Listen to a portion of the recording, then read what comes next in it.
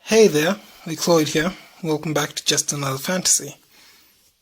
So this video will be covering the first tour on, my universal journey as I show you guys the various planets that exist in my universe. Note the logic of each world is different, so keep that in mind and enjoy. First off, we're going to be visiting the world of Irom.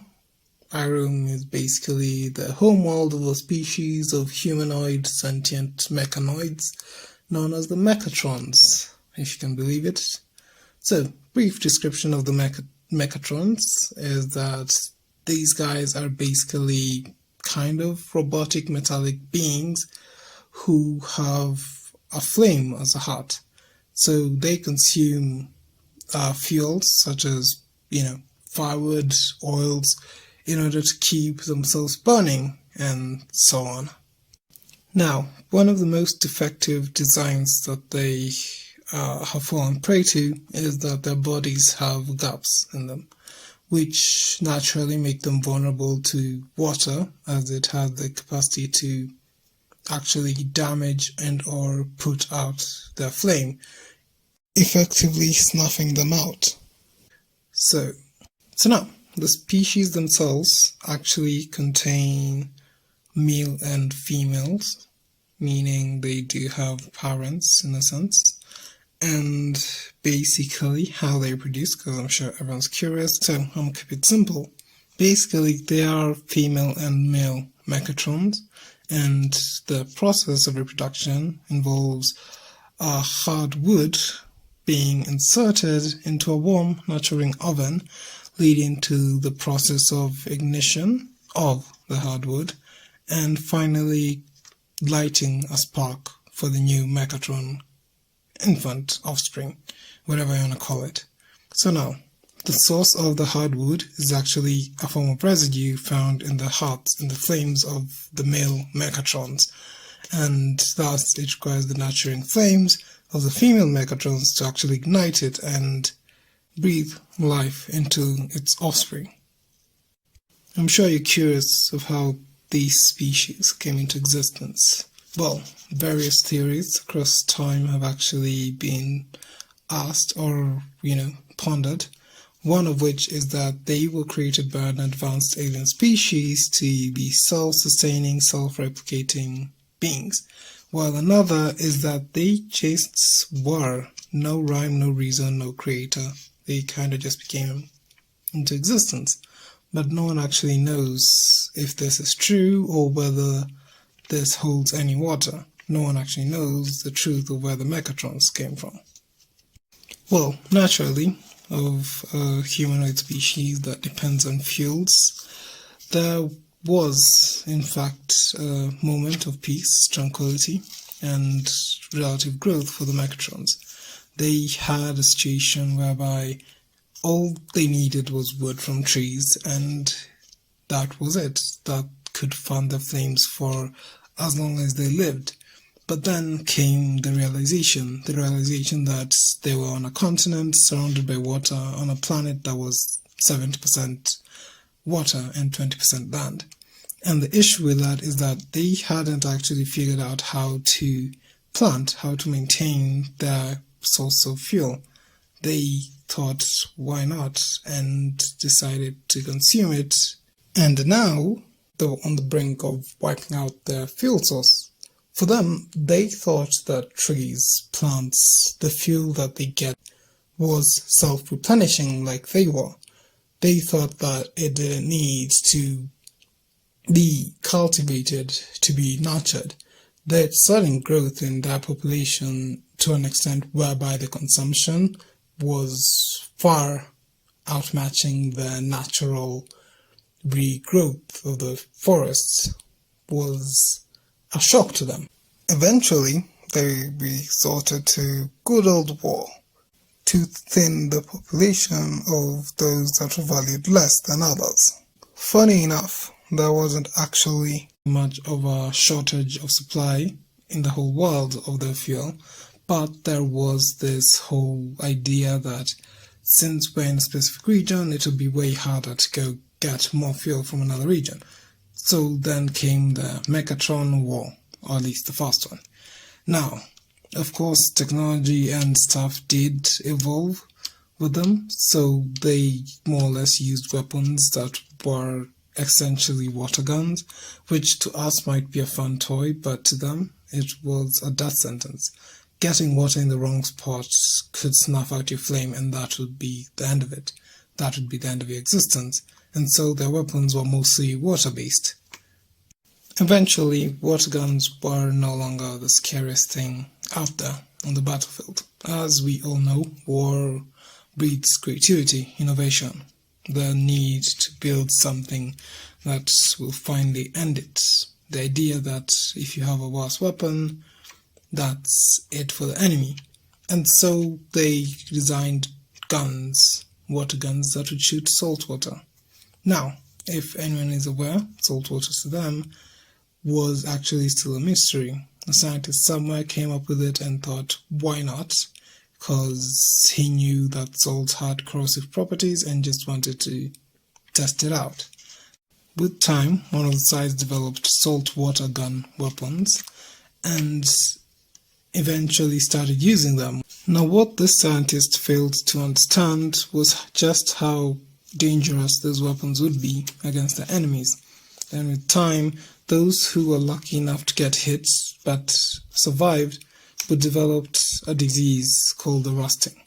The rusting was absolutely horrific for them, as it basically deteriorated their limbs, organs, skin. It was chaotic for the mechatrons, leading to hundreds, if not thousands of mechatrons starting to develop signs of the rusting. Now, initially they did not know how to treat the rusting or how to survive it, as no one ever really experienced salt water.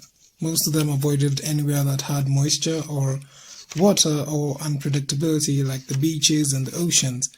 So most people never really knew how corrosive the water would be, and thus they never actually knew or developed any ways of treating it. Another thing that caught them off guard was the realization that coming in contact with the affected area of someone experiencing the rusting actually transmits the rusting to the other person, leading to the infection spreading insanely quickly, especially in sick areas whereby one person would have been shot with salt water and developed the rusting, while others trying to treat or who were also equally wounded ended up contracting it, and, well, the chaos continued to spread. Well, after the rampant spread of the rusting, the mechatrons decided to actually call a truce, as the horrors of war had actually become way too unpredictable and were getting out of hand. Now, of course, they tried to call a truce, sign treaties, and eventually find a way to solve their fuel issue.